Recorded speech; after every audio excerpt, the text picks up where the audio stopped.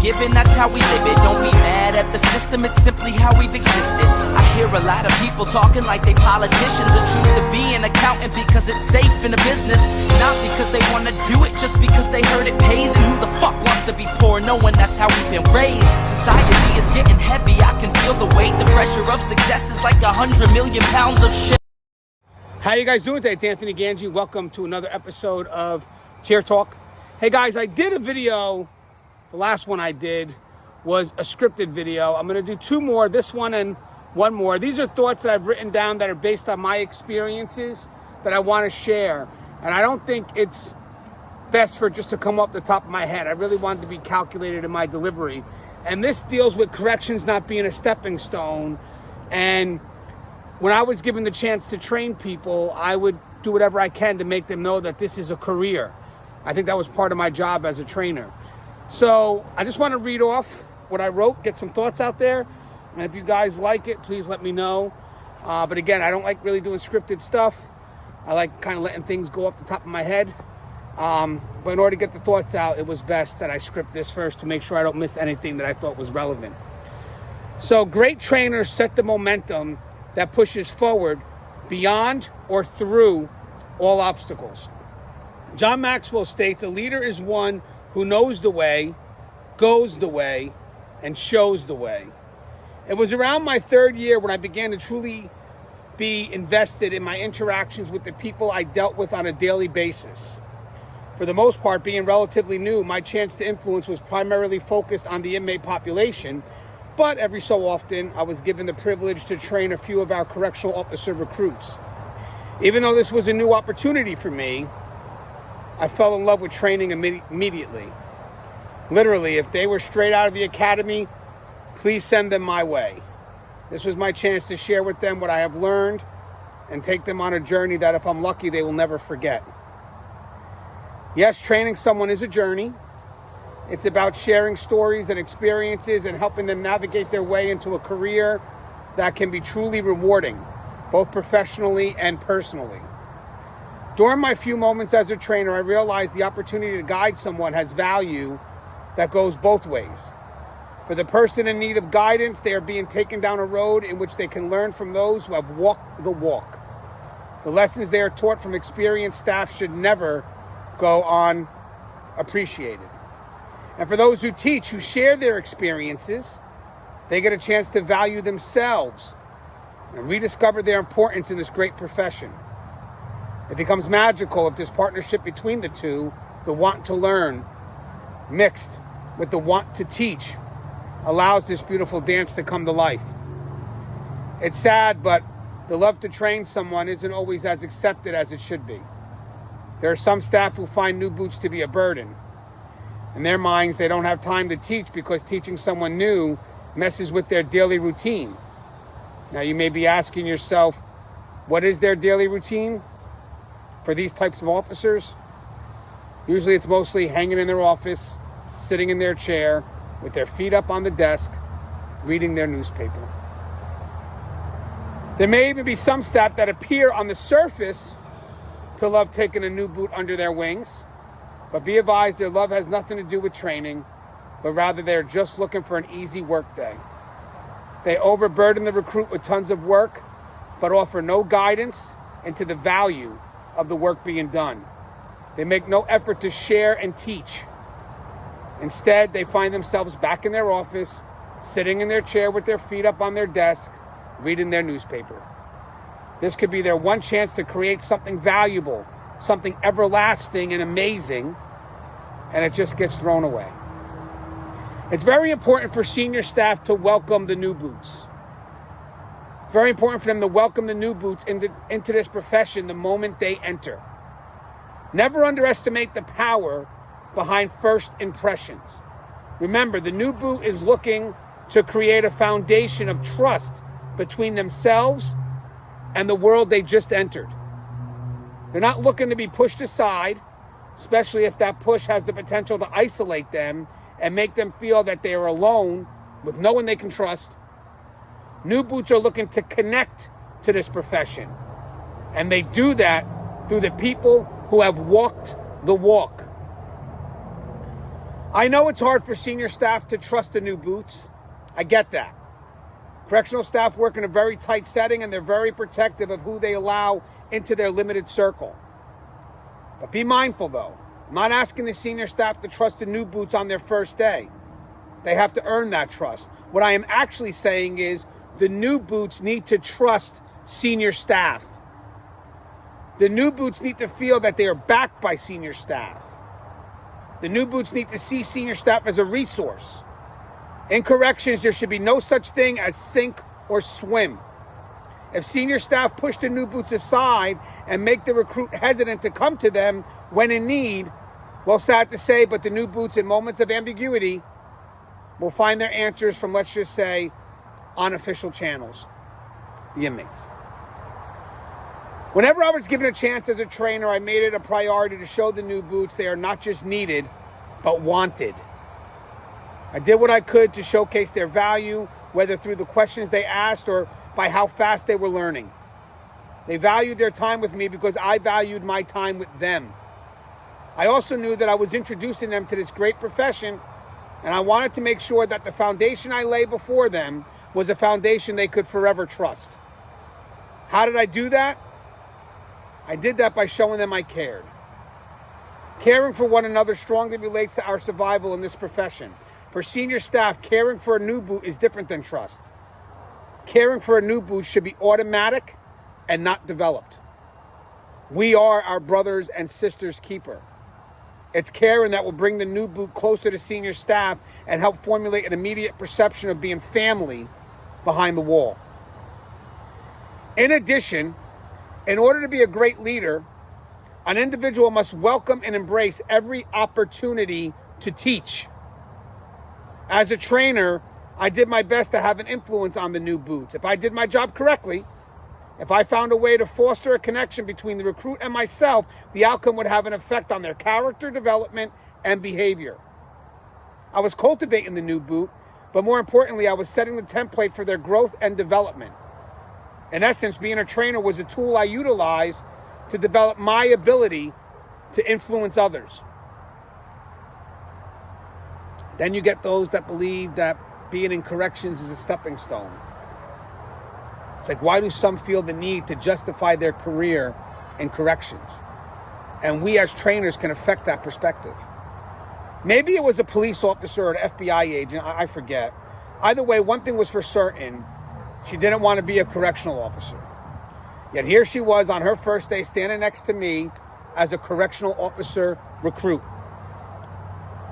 Now, how did I know she wanted to be a police officer or an FBI agent?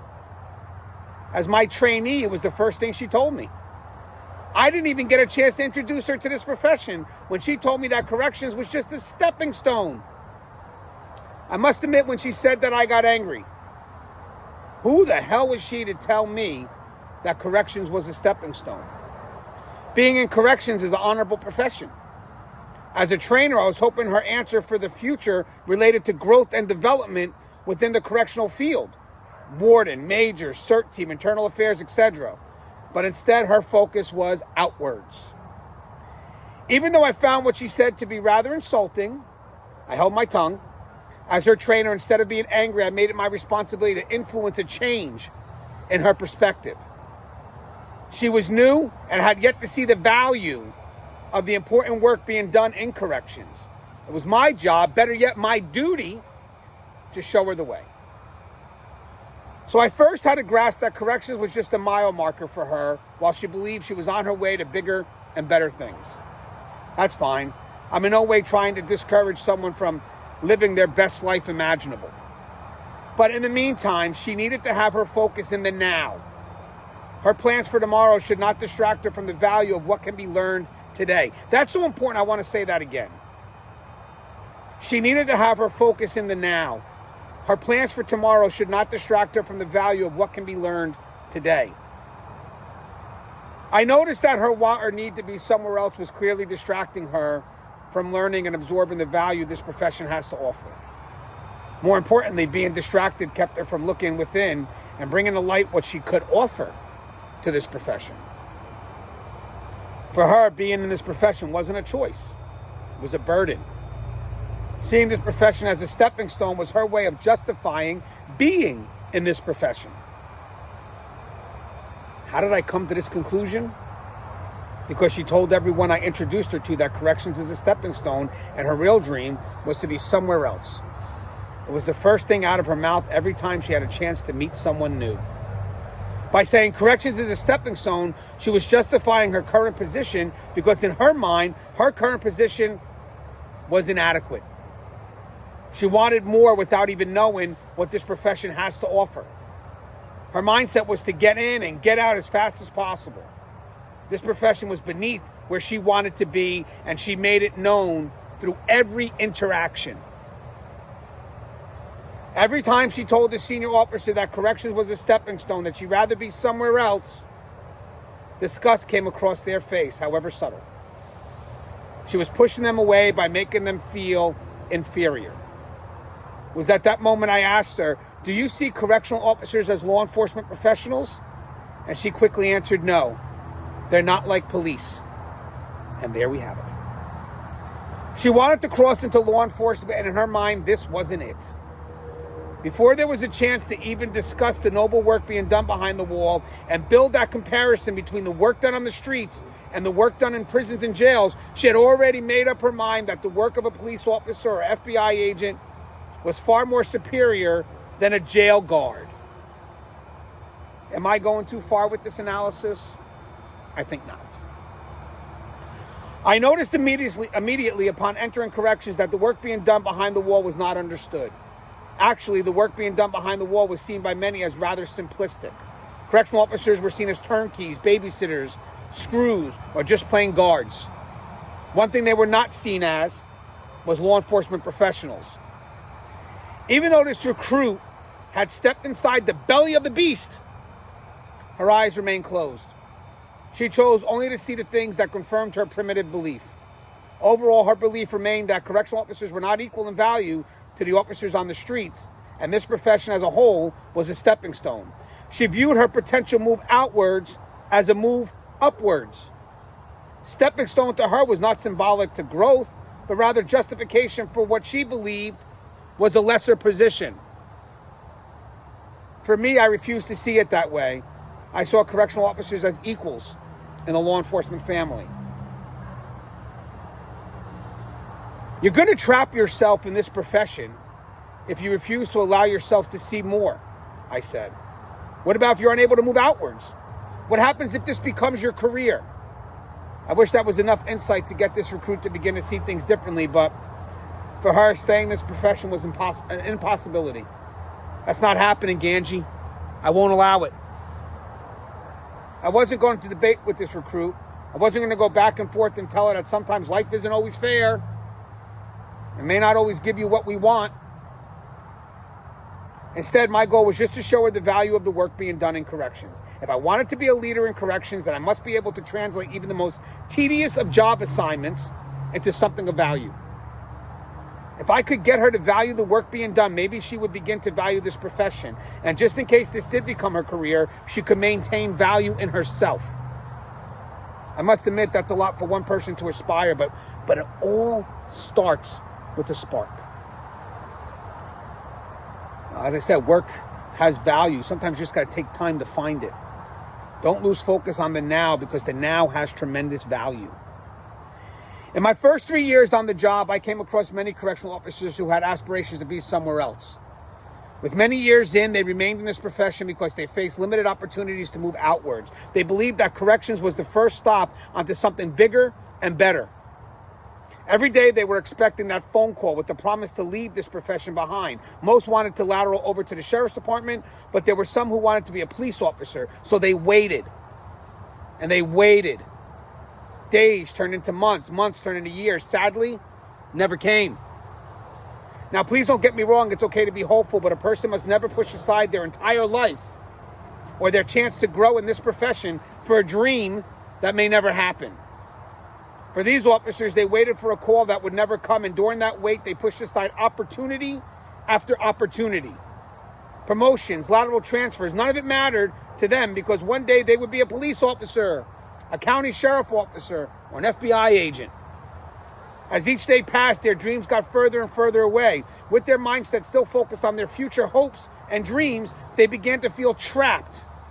Instead of finding their freedom of choice, they began to feel that they are being forced to settle. But then it gets worse. They begin to ruminate over the missed opportunities like promotions or lateral transfers to another department. For those who did try to take the promotional exam or that interviewed for a new position in another department, when they failed, when they faced a setback, they reassured themselves by allowing themselves to believe that their current title was only temporary. Eventually, I'll be that police officer or sheriff officer, so none of this really matters. They made no effort to motivate themselves to be better, but rather accept the failure because it's all conditional. Now, as we move forward, these officers become disgruntled because they begin to realize that they have allowed these opportunities to simply pass them by. The whole time they have refused to see the value of living in the now, because now never mattered to them. Their eyes were always set towards the future, and now tomorrow has come and will shortly pass. I did not want that to be the same fate for this new recruit. She needed her to place value in the now as opposed to just seeking value in an unknown future. The value that we both were looking for was discovered during a cell search. Before we began our search, I explained to her that cell searches can be very tedious work. 9 times out of 10, these searches, if anything, may only result in nuisance contraband. There are many go-getter staff that become quickly disenfranchised when they go all out on a search, only to come up with extra sugar packets inside an inmate's coat pocket, or maybe an extra blanket hidden deep inside a footlocker. On the surface, searches tend to be a lot of work for minimal results. Again, that's just on the surface. But if you look just a bit deeper, there's tremendous value in the effort, regardless of the result. I told her that searches are vital to the safety and security of this correctional facility. I wanted her to know that there's a level of trust that comes from the support staff when they see that she is exhausting every effort to find contraband that can pose a threat to the safe and orderly running of this prison. Your signature in the search log solidifies that trust and tells the other staff that you have completed your job to the best of your abilities, 110%.